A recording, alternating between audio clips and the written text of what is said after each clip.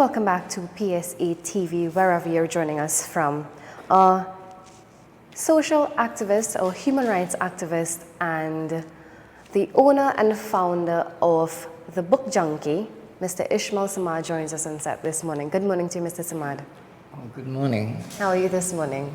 Oh, I'm good. Yeah. So now, your bookshop has caught the eyes of many people. And as most of you would know, there is this, what I call a very cute bookshop when you're heading down to Manzan. First of all, tell me how or what inspired you to even, go down there and say, well, okay, I'm going to set up a bookshop down there. Well, it's interesting how the conception, how it all began. I mean, I'm a birder, right? I take people on bird watching tours, and I visit the Nariva Swamp quite regularly. I have a permit from the Forestry Division to enter Bush. And there's a village called Kernahan. I think Nariva Swamp is one of the best kept secrets in Trinidad. It's an ecological treasure. So I go there quite often. And the entrance to Kernahan, with the estate, the Manzalana estate, the owner, Mr. Stuart Butcher, he built these cabins, some very neat cottages, and offered them to the vendors. And this one was never taken. It was vacant for a couple of years, and I saw it. I made inquiries. So that's how I came in contact. I know about this. Yeah. It was there for all these years vacant. And now the idea of the bookshop, well, I'm a book junkie. Books are part of my DNA. I have vivid memories. My first job, when I left primary school, I was working in a bookshop, Jeffers Bookshop along Independence Square. Anyway, books over the years, it was $10 a week back then in the 50s. So from a very early age, my love for books, was developed, going to the Summer Boys RC. So, and I've been to book sales, bazaars, and so I've accumulated quite a library, quite an extensive library. So it's not just a book club, it's also a library. Yeah, it's a bookshop, first of all, Yeah. a used bookshop. It's also you can come and buy books. It's a library, you can come there and read all day, no charge. And it's also a book club. It's just $100 for the year. Okay. And borrow all the books. I'm open on public holidays and on Saturdays and Sundays. And you know what are my hours? From 6 a.m. I made a remarkable discovery. I went there early one morning to do some work, and to be on Manzan Beach 6 o'clock in the morning as the sun is rising, it's awesome. And you know what? As someone said, I'm not really selling books. I'm offering people an experience. It is. And I have made a wonderful discovery that Manzan, they call it Manzan. Yes. Manzan, as the sun is rising over the Atlantic, is an awesome place to be. And I'm right there, and with amid the coconut trees. So, in a kind of a way, I want the country to come along there. Yeah. To experience how wonderful and beautiful Trinidad is. Trinidad is an incredibly beautiful country. You know what one of my quotes? To be born a Trini is to win first prize in the lottery of life. To be born, Trini should be walking around 10 feet tall. I know in spite of all the tragedy and the crime and the mayhem, this is a wonderful place, an incredibly beautiful place. Besides the beauty of the natural world, the culture here, the mixed here. Lloyd Bass always said, Trinidad is unique because on this little island, this is where Europe, Asia, and Africa meet. And on this little island, the three great faiths, Christianity, Islam, and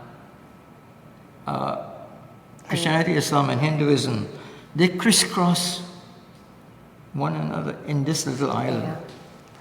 So I have a great love for this country. The idea of the bookshop, the book junkie, came quite naturally to me. And thanks to media, social media, people have been coming. How has been the public's response so far?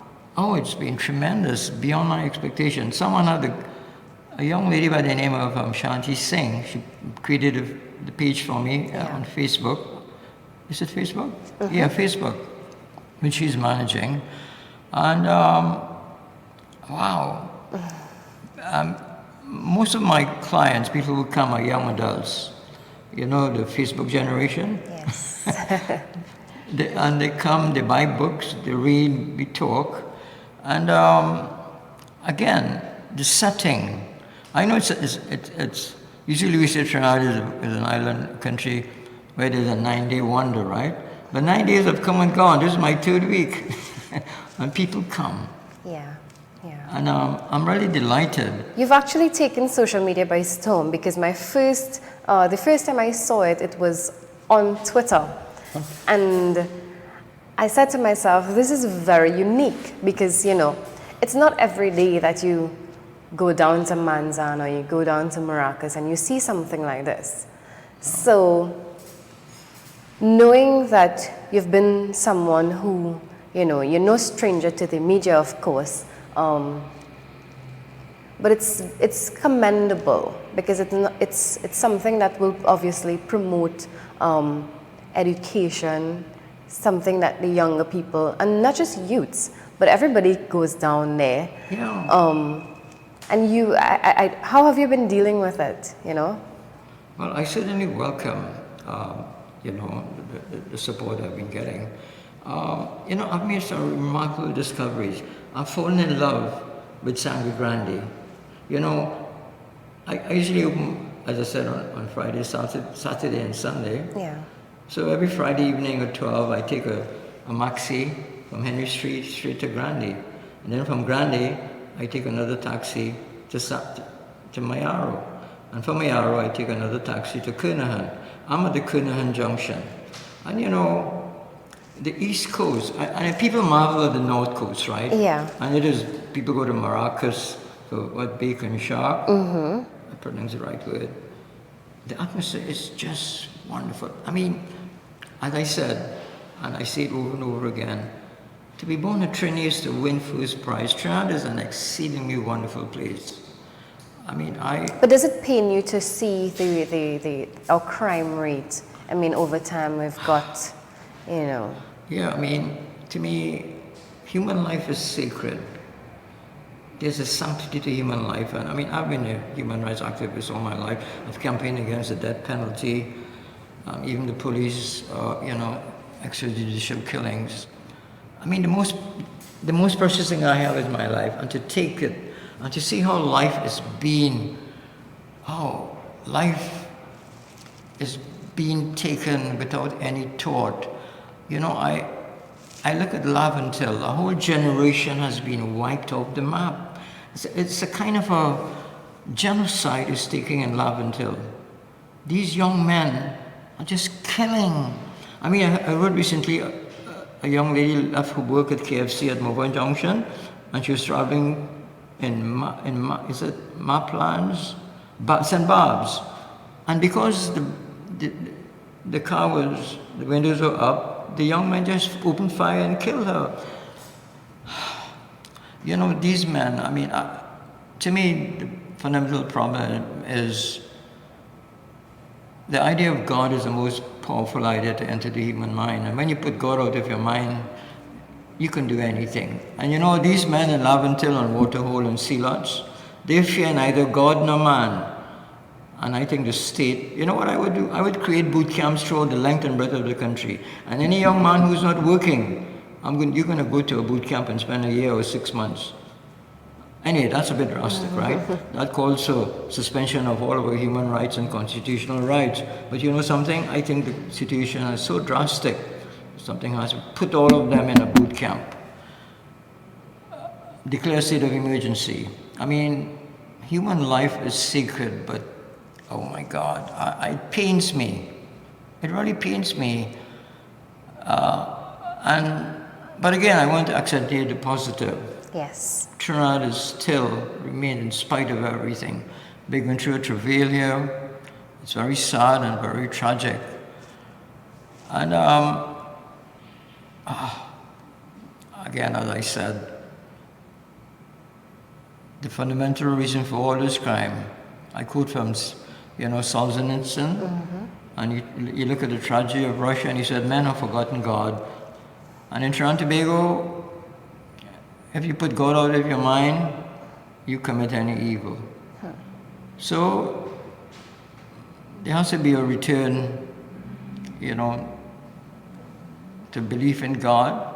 I went to a Roman Catholic school. I mean, I was born a Muslim, went to a Roman Catholic school. Okay. Some was RC. And you know what? There was a little catechism. I could never forget it. Some was RC. It says, who made you? The answer is, God made me. Why did God make you? God made me to know Him, to love Him, and to serve Him in this world, and to be forever with Him in the next. Powerful words. That is, in my brain cells, I can never forget it. And there have been libraries have been written, vast libraries about theology and God. But this simple, why did God made me? To know Him, to love Him. So first of all, it says there's a God. We have to love Him and we have to serve Him, right? And what is most profound? There is a life after that. Yeah. And there's a judgment. I remember, Rediffusion, was it days of Rediffusion? When there was Rediffusion back in the 50s and 60s, a speaker would come out as they close every night. I think it was Ken Gordon, and he would say, this is what he used to say, there comes a time in each of our lives when we stand alone. This is God's great judgment hall, where we reap what we have sown. All these killing, all these men who are killing, they put God out of their mind. There's no afterlife, there's no accountability.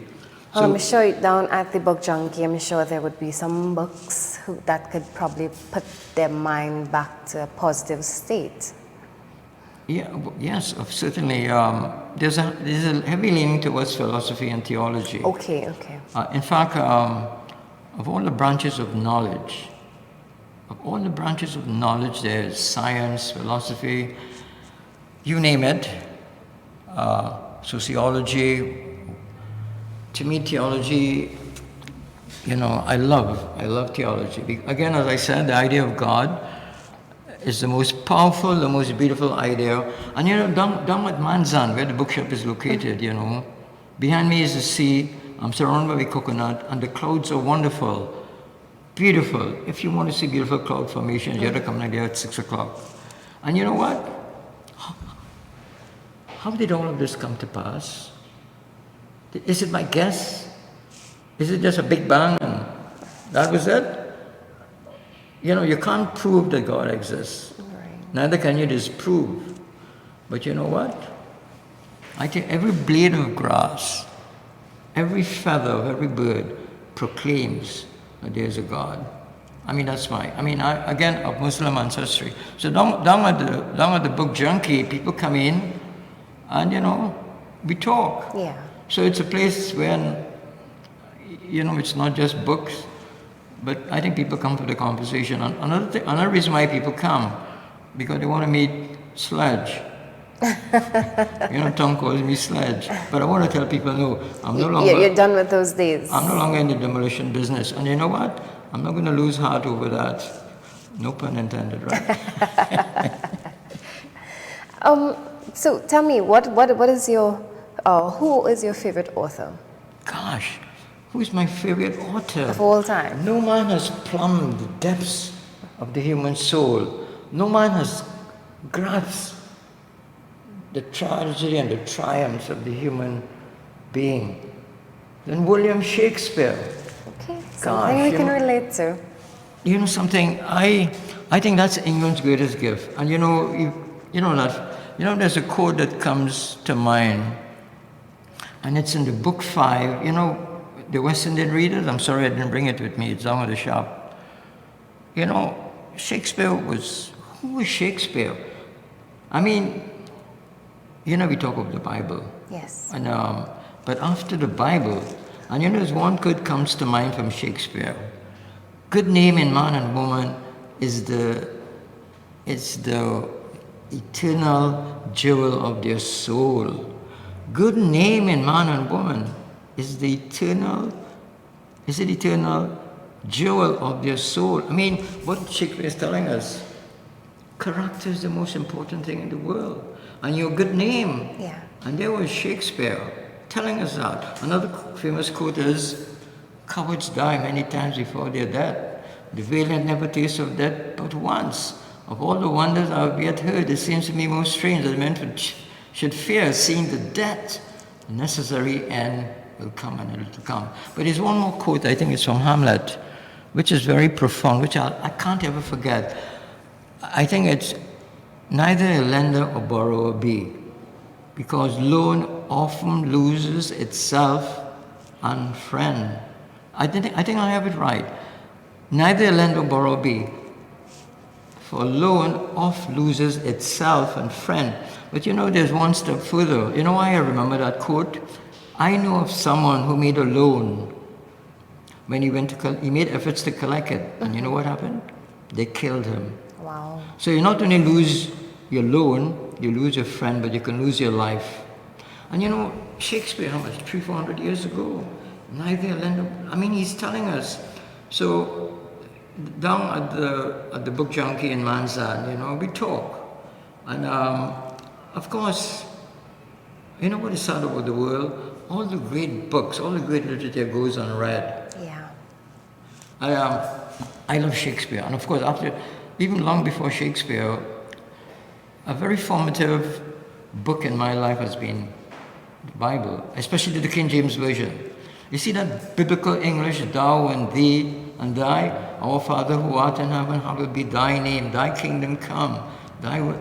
Oh, the biblical English. Now, one of the things I do, I collect Bibles. Okay. Every new edition comes, I have a stack of them. And you know what? No translation can rival the King James. Oh my gosh. So what has molded me over the years was that biblical English. And something, I have a Muslim ancestry. Yeah. But you know what?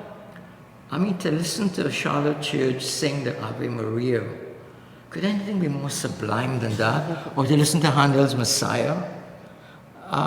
Christianity has produced some of the greatest music. And look at those Gothic cathedrals. Notre Dame de Paris in Paris recently, was gutted. So a very formative influence in my life has been the King James Version and the biblical English, which I've memorized. Very interesting.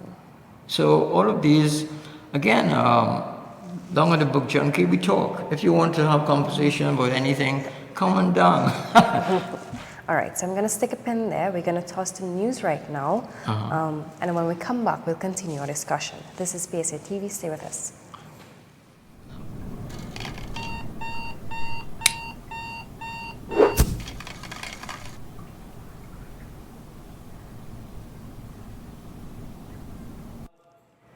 And welcome back to PSA TV. This is the Wake Up Call. And I've been chatting this morning with social activist, Mr. Ishmael Samad, or Ishmael Angelo Samad.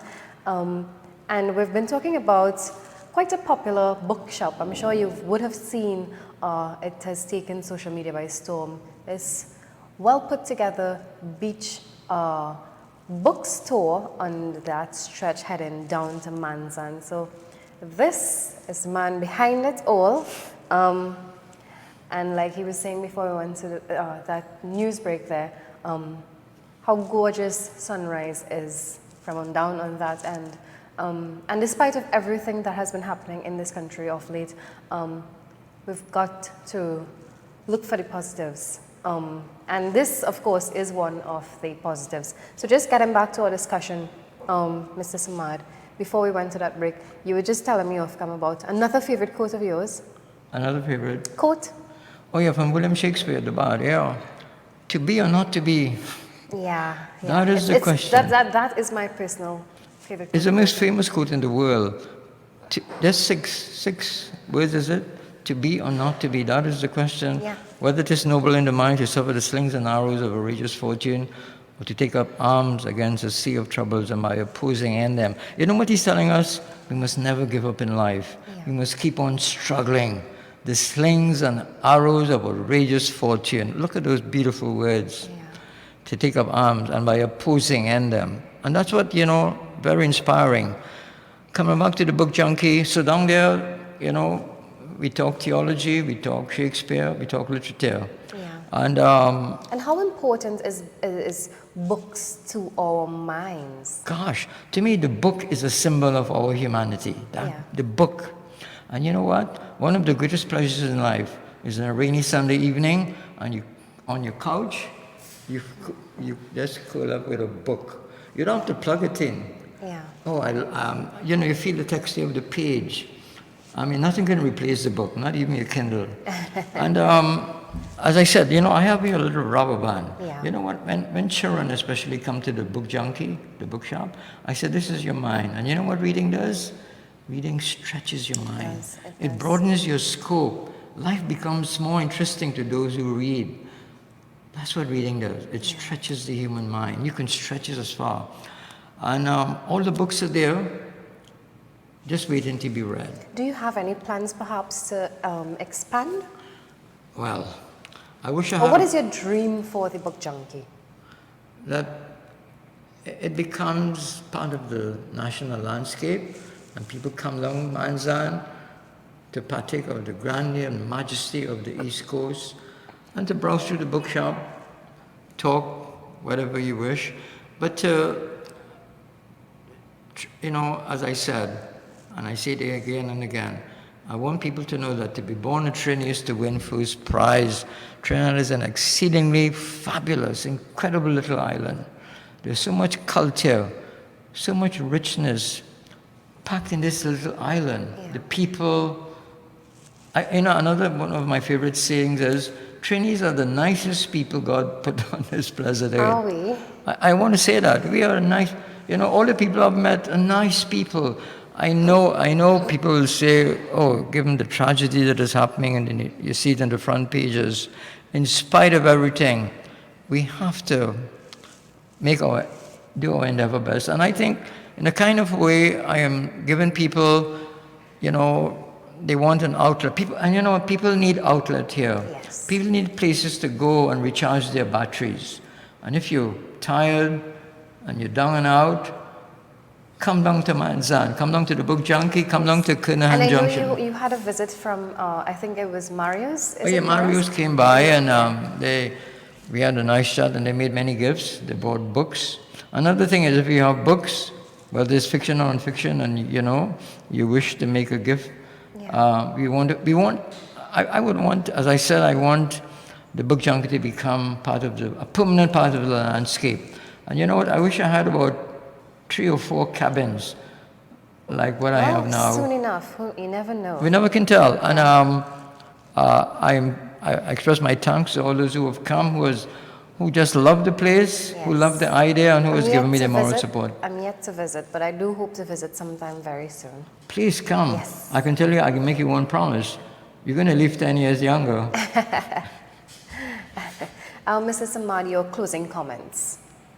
Yes, my closing comment is that in spite of the tragedy that the travail that the country is burdened with at the time, we must never lose hope. We have to overcome and fight against the slings and arrows of outrageous fortune, to quote William Shakespeare. That's a Shakespeare quote. The slings and arrows of outrageous fortune. We must fight against them and make this country a better place for all its citizens. All right. Well, Mr. Samad, I want to thank you so much for coming on this morning. I know a lot of people wanted to know about the bookshop and the person behind it, so you've heard it all from him this morning, so thank you so much for coming on this morning. Oh, I certainly embrace this opportunity. And again, I love this country with a passion. Oh, that is that knows no depths. Yeah, we need more people like that out here. I am a Trinity to the bone. All right, so we're going to toss to a really short break right now, and when we come back, we've got the author of From Behind the Bridge to the Impossible Dream. Mr. Akini Gill joins us on set. Stay with us.